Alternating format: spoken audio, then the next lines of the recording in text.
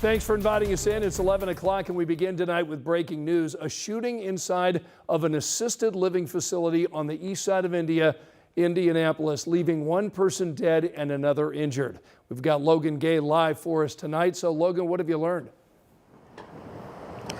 Well, Scott, this shooting happened at the Rose Walk Assisted Living Facility on North Ritter, not far away from Community Hospital East. Right now, the scene's mostly clear. There's just a few officers here and some forensic vehicles, and the entrance is still blocked by crime scene tape. But this is what it looked like just shortly after 7 p.m. Police tell us this all unfolded after an employee let her boyfriend into the building. They say he got into a fight in the kitchen with another employee, and then that fight escalated into gunfire. Both men were shot. One of them was taken to the hospital in critical condition where he died. The other is said to be stable.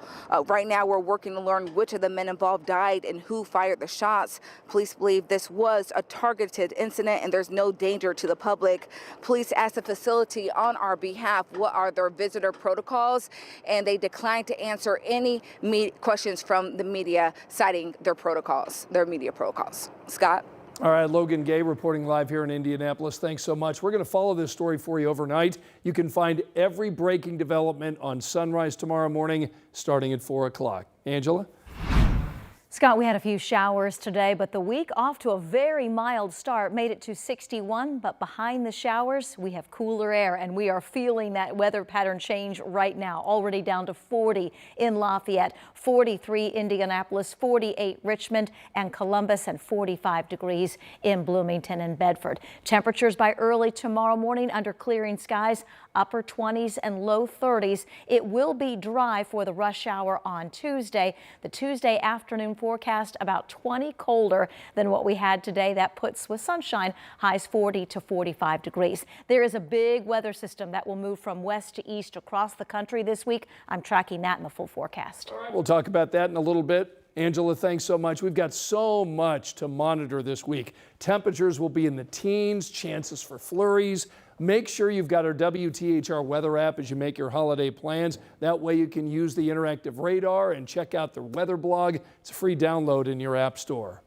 New tonight at 11, we're getting a closer look at plans that could bring Facebook's parent company to Boone County. Tonight we're talking about a possible $800 million investment from Meta in the Leap District. The Lebanon City Council just approved a series of incentives for the company, including a TIF district. Plans are not finalized, but here's what area leaders say we can expect during a proposed phase one campus, 4 buildings, and 80 employees, making an average of $36 an hour. Mayor Matt Gentry says the company could close on the land by the end of this year. Tonight, police over in Plainfield are investigating 3 massage parlors for allegations of human and sex trafficking. Officers served search warrants today at Main Street Spa, Lilly Spa, and Luna Spa. Police say they safely removed people from those 3 locations. They did not say how many, but police tell us they provided them with support services. 13 News stopped by these businesses tonight. We saw violation notices taped on 2 of the 3 doors saying they are not allowed to operate an adult entertainment business. Police tonight are telling us the investigation started after numerous complaints from the community about suspected illegal activity. So we talked with one neighboring business owner who says she's glad they're gone. There's people coming out of there about 11 o'clock at night sometimes. They leave doors open with all the lights off. It almost looks like they close or block their windows so you can't see in. And I've seen some very sketchy people hanging around when I leave late at night. Police tell us no one is under arrest, saying property owners have been notified and they're taking the appropriate legal steps to ensure the tenants will not be able to reopen in Plainfield. Frustration is growing tonight from police and community activists after a string of weekend shootings. People have to stop using violence as a means to settle their disputes, period. Within just 12 hours, 2 men were killed. Several others were injured in shootings across our city. This map really tells the story. Police say 2 of those shootings started as fights inside of bars.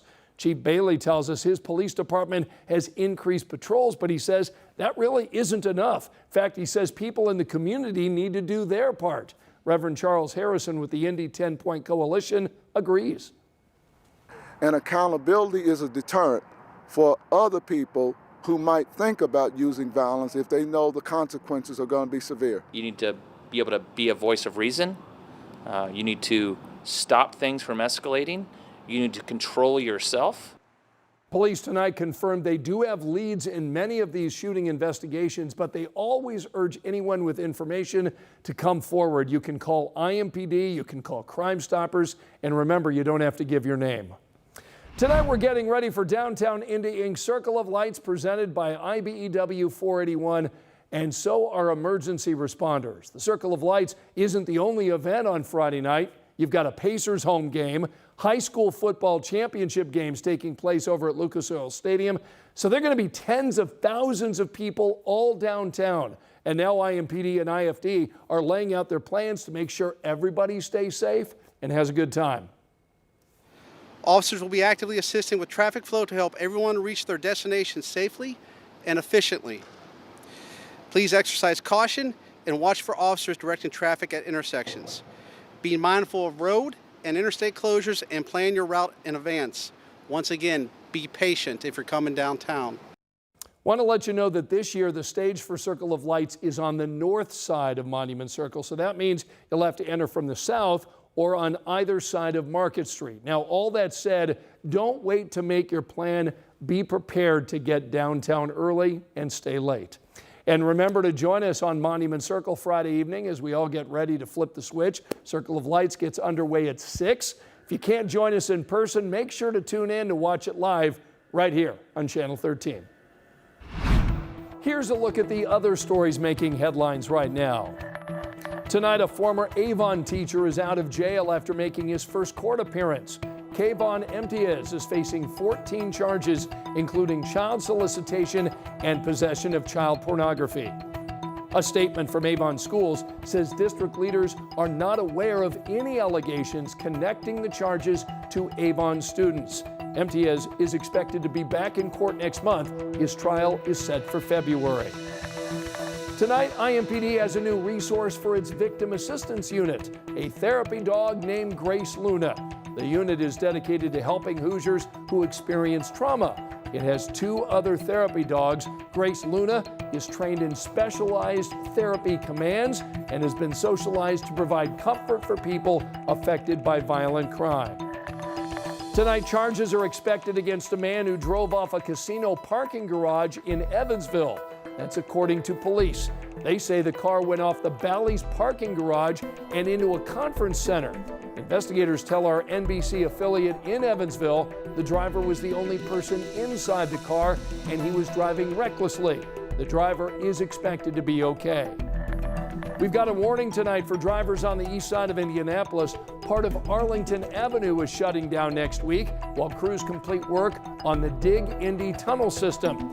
Citizens Energy tells us that stretch is located just south of the intersection with Pleasant Run Parkway. The closure is expected to last about 4 months. Remember, you can find all of our latest local stories anytime on our 13 News app.